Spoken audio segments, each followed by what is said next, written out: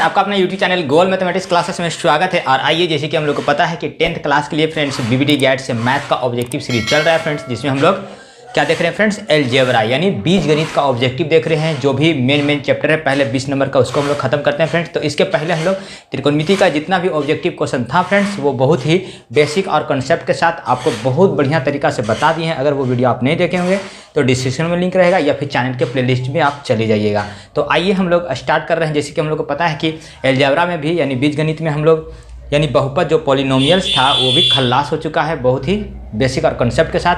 अब हम लोग अलजेब्रा में क्या देख रहे हैं फ्रेंड्स, दो चर वाले रैखिक समीकरण। इसका भी 2 वीडियो हो चुका है। एक वीडियो में पहले बहुत आपको फार्मूला वगैरह बताए थे, कंसेप्ट बताए थे, थ्योरी बताए थे, और इसके फिर नेक्स्ट जो वीडियो बनाए थे उसमें हम लोग 5 क्वेश्चन देख चुके थे। ठीक है, तो वो भी आप वीडियो जरूर देख लीजिएगा ताकि जो भी आगे वीडियो बताएं वो आपको अच्छी तरह से समझ में आए। तो आइए आज हम लोग स्टार्ट कर रहे हैं क्वेश्चन नंबर 6 है फ्रेंड्स। जैसे कि हम लोग आज 5 तक कर चुके हैं, आज हम लोग 6 नंबर से क्वेश्चन स्टार्ट करते हैं। तो चलिए देर न करते हैं। तो क्वेश्चन नंबर हम लोग देखते हैं फ्रेंड्स।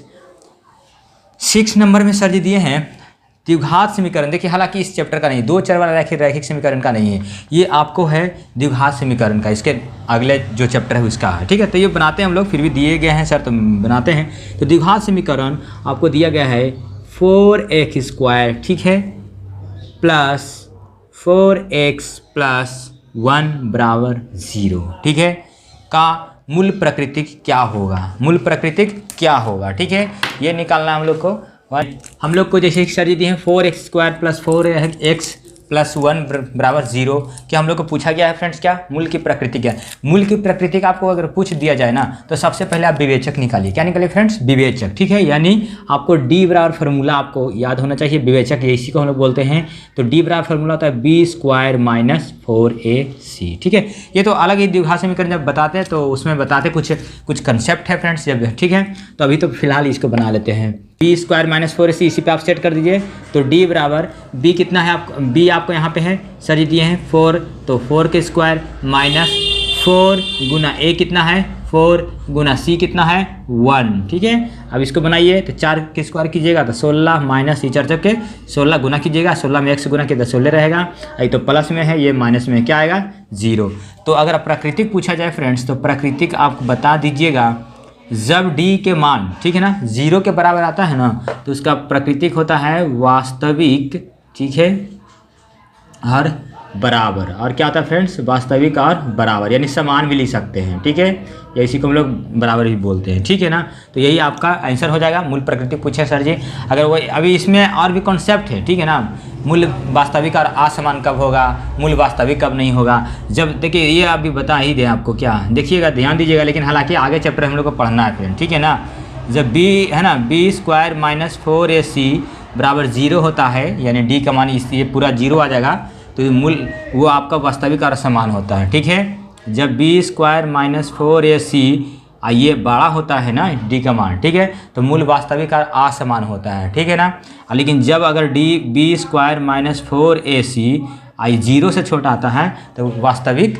नहीं होता है। ये 3 शर्त होता है। आप ऐसे हालांकि द्विघात समीकरण बताएंगे तो वहाँ पे बता देंगे। चलिए फिर भी यहाँ पे आपको बता दिए हैं, आप लिख लीजिएगा, जो बात बोले हैं पीछे से आप सुन लीजिएगा, स्किप करके। चलिए इसको मिटाते हैं। एक 6 तो हो गया फ्रेंड्स। अगर हम लोग क्वेश्चन नंबर 7 की बात करते हैं, रैखिक समीकरण 5x + 2y = 16, ठीक है, एवं 7x - 4y = 2। ठीक है, तो इसका पूछा गया है कि x और y का मान क्या होगा। ठीक है, तो ध्यान दीजिएगा, x और y का मान निकालने के लिए ना आपको एक आपको तो इसको फर्स्ट समीकरण बनाना पड़ेगा, बुझ रहे हैं ना, इसको सेकंड बनाना पड़ेगा, और फिर दोनों का मान आपको रख के फिर x y का मान निकालना पड़ेगा, दोनों को बराबर।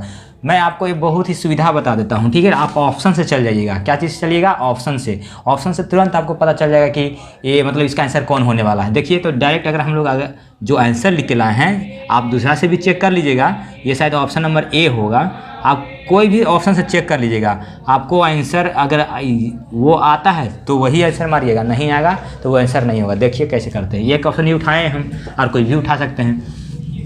मतलब देखिए x = 2 है तो यहाँ पे x = 2 भरिएगा, अब y = 3 है तो यहाँ पे 3 भरिएगा, और ये सब इसको बनाइएगा ना तो 16 के बराबर आना चाहिए। अगर इसको बनाएंगे 16 अगर आ गया तो आंसर वही होगा। लेकिन यहाँ भी मैच कर लेंगे, यहाँ भी वही मनवा भरेंगे। अगर 2 आ गया तो समझेंगे एकदम करेक्ट, ये दोनों के लिए ही आंसर यही है, ठीक है। तो यही बना के निकल जाइएगा। अगर नहीं आता है तो वो फिर दूसरा ऑप्शन चेक कीजिएगा, तीसरा चौथा जो भी ऑप्शन होगा जो, ठीक है। तो देखिए फर्स्ट का चेक करते हैं हम लोग, क्योंकि इसको समीकरण से बनाएगा ना बड़ी टाइम लगेगा, ऑब्जेक्टिव नहीं है, फर्स्ट में बनाइए। तो देखते हैं हम लोग मान भर के। यहाँ पे तो गुने रहता है फ्रेंड्स, एक्स का मान कितना हो गया 2 + 2 गुने वाई का मान कितना भरेगा 3।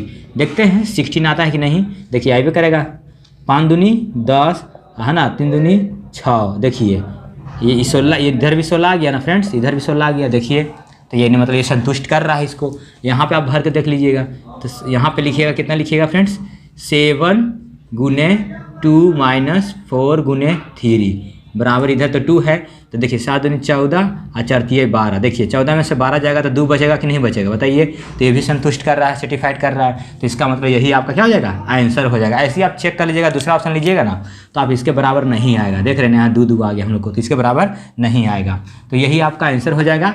मान के बहुत लॉन्ग मिलेगा, ठीक है। चलिए तो आइए हम लोग 8 नंबर बात करते हैं। 8 को भी इसी तरह चेक कर लीजिए। यदि लिखा गया है यदि 3x - 5y = 0 तथा 9x + 15y = 0, तो x और y का मान क्या होगा। तो समीकरण से बनाइएगा। इसको चेक कर लेते हैं। जो ऑप्शन लाए हैं ना, जैसे ऑप्शन नंबर बी है तो ऑप्शन नंबर बी में है x = 0 और y बराबर भी 0। देखते हैं इसके है ना, इसमें भरेंगे और 0 के बराबर आता है तो आपका सही हो जाएगा। तो यहाँ पे भरिएगा तो 3 है ना, x का मान कितना है फ्रेंड्स ऑप्शन से 0, इस ऑप्शन से चेक कर लीजिएगा। यहाँ फिर 0 तो ये भी करेगा फ्रेंड। देख रहे हैं इसको 0 में गुना किया तो 0, ये भी 0, यहाँ देखिए 0 0 तब ना हो जाएगा हीरो। देख रहे हैं आ गया, यहाँ भी आपका आ ही जाएगा, गुना में रखिएगा तो ठीक है ना। तो चलिए इस 0 जाएगा, 0 0 में जुड़ेगा 0 आ जाएगा, यही आपका आंसर हो जाएगा। आप यहाँ पे भर के आप देख सकते हैं। अगर आपको लग रहा है कि सर नहीं भर रहे हैं तो आप यहाँ पे भर सकते हैं। ये 0 हो जाएगा, ये भी 0 हो जाएगा। देखिए 0 के बराबर आ गया ना, तो आपका आंसर ऑप्शन नंबर बी हो जाएगा। इसको समीकरण से बनाते ना अभी कितना टाइम लगता है आपको मालूम नहीं होगा, ठीक है। चलिए इसको भी द्वारा निरूपित रेखाएं होती है। अगर आपको रैखिक समीकरण, आपको 9th नंबर में देख लीजिएगा, रैखिक समीकरण का बात किया जा रहा है। तो रैखिक समीकरण, ठीक है। तो रैखिक समीकरण का युग्मक आपको पूछ दिया गया है, संगत है। क्या है फ्रेंड्स, संगत है। ध्यान दीजिएगा। तो संगत होता है ना फ्रेंड्स, तो इसमें 2 को हल होने की चांस रहता है। ध्यान दीजिएगा 2 को कैसे होता है, संगत अगर आपको बोल दिया जाए, ध्यान दीजिएगा। अगर और एक तरफ यहाँ पे संगत हो जाएगा, असंगत भी लिखा हुआ रह सकता है, बुझ रहे हैं ना। चलिए तो असंगत भी रह सकता है। तो संगत में क्या होता है ना, इसमें 2 हल होता है। कितना होता है फ्रेंड्स, इसमें 2 हल होता है। 2 क्या होता है, एक आप देख लीजिएगा, एक आपका अद्वितीय हल होता है। क्या होता है आपको, एक अद्वितीय हल होता है, राइट। हाँ, एक आपको होता है अनगिनत हल होता है, अनगिनत हल होता है, ठीक है।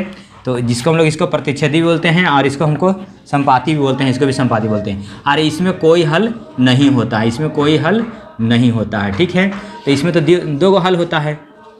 तो इसको हम लोग क्या बोलते हैं, प्रतिच्छेदी भी बोलते हैं ना, प्रतिच्छेदी। आप देख लीजिएगा, बताए हैं पिछला वीडियो में। और इसको प्रतिच्छेदी या संपाती भी हम लोग बोलते हैं। ये भी संपाती होता है और ये भी संपाती होता है। तो आप देख लीजिएगा ऑप्शन नंबर, देखिए यहाँ संगत वाला है ना, तो संगत वाला है तो आपका क्या हो सकता है, यानी प्रतिच्छेदी भी हो सकता है, यानी ये भी हो सकता है, या फिर इसको इसे भी हम लोग संपाती बोलते हैं, ठीक है ना। तो ये असंगत, ये आपका हो जाता है असंगत। तो ये लिख ही दिए हैं। चलिए तो ये देखिए संपाती भी हो सकता है या प्रतिच्छेदी भी हो सकता है, क्योंकि संगत वाला लिखा है। असंगत वाला होता है कोई नहीं होता, यानी तो कोई नहीं होता। क्या होता है ऑप्शन में समांतर आता है, क्योंकि उसमें कोई हल नहीं होगा। देख रहे हैं सीधे चला जाएगा, तो इसमें कोई हल नहीं होगा। लेकिन इसमें तो एक हल होता है, इसमें बताया तो ओवरलैप होता है एक दूसरे पर चला। इसमें कोई हल नहीं है, इसका मतलब इसका हो जाएगा। जब असंगत रहेगा समांतर मारिएगा। अब हम मुद्दा की बात कर रहे हैं, समांतर मारिएगा। और असंगत रहेगा तो ये दोनों में से कोई भी हो सकता है। तो वही ऑप्शन आप डी नंबर में उठा लीजिएगा। डी में आपको सर जी वही दिए हैं, प्रतिच्छेदी या संपादी, दोनों में से कोई एक हो सकता है, ठीक है। चलिए आप, आई होप कि आपको नंबर का, तो 10 नंबर में हम लोग को सर जी दिए हैं समीकरण निकाय, ये लिख लीजिएगा। समीकरण निकाय 6x - 2y, ठीक है, +9 बराबर 0, ठीक है। और एक और दिए गए हैं हम लोग को, क्या सर जी दिए हैं, और 3x - ठीक है, आप यहाँ पे देख लीजिएगा शायद ठीक से लिखे नहीं है फ्रेंड्स, 2 है या फिर है ना। चलिए देखते हैं आगे, यहाँ पे हम भर देंगे, समझ में आ रहा है। इसका आंसर आपका समांतर दे रहा है, तो समांतर देने का मतलब क्या हो गया, आपको समांतर जैसे A1 बटे क्या होता है फ्रेंड्स A2, ठीक है ना। अब B1 बटे B2, ठीक है, और C1 बटे C2, तो इसका मतलब ये बराबर नहीं आना चाहिए, दोनों बराबर आना चाहिए, ठीक है। तो यहाँ पे देखिएगा A1 कौन हो जाएगा 6, बुझ रहे हैं ना। यहाँ पे हम लोग क्या हो जाएगा 3 हो जाएगा। चलिए बराबर अभी सेट हो जाएगा, तो ऊपर लिखिएगा 2। अब नीचे आप देखिएगा कि आपका नीचे शायद 4 होना चाहिए फ्रेंड्स। अगर 4 रहेगा नीचे आपका, यहाँ पे ध्यान दीजिएगा 1 होगा फ्रेंड्स, ठीक है। कितना होगा 1, राइट, ठीक है। अब यहाँ पे यहाँ पे लिखिएगा C1 तो 9। अब यहाँ पे लिख लीजिएगा 1, यानी कहने का मतलब होगा y हो जाएगा, और इधर हो जाएगा हम लोग को +12, ठीक है। चलिए तो यहाँ पे लिखिएगा 12, ठीक है ना, बराबर 0। अब देखिएगा ये कट के देखिए 2 आ रहा है ना, ये भी तो काटिएगा तो 2 ही आएगा। आइए देखिएगा ये कट रहा है फ्रेंड 3, आई हो जाएगा 4, यानी ऊपर में 2 आ गया, नीचे कुछ तो 1 हो गया, ऊपर भी 2 हो गया, नीचे 1 हो गया, आई 3/4 हो गया। देखिए ये बराबर आपको नहीं आया, ये 2 को बराबर आ गया, तो इसको हम लोग क्या बोलेंगे, कौन सी रेखा बोलेंगे हम लोग, तो समांतर रेखा। तो ये आपका समांतर हो जाएगा। आप थ्योरी पढ़ लीजिएगा, आपको क्लियर हो जाएगा। ये ऑप्शन नंबर बी में मिल जाएगा देखने के लिए, ठीक है ना। तो यही यहाँ पे हमको क्वेश्चन जो लिखे थे थोड़ा है ना मिस्टेक था, इसमें लेट हो गया। तो आज का 10 ही क्वेश्चन लेके आए फ्रेंड्स, ठीक है।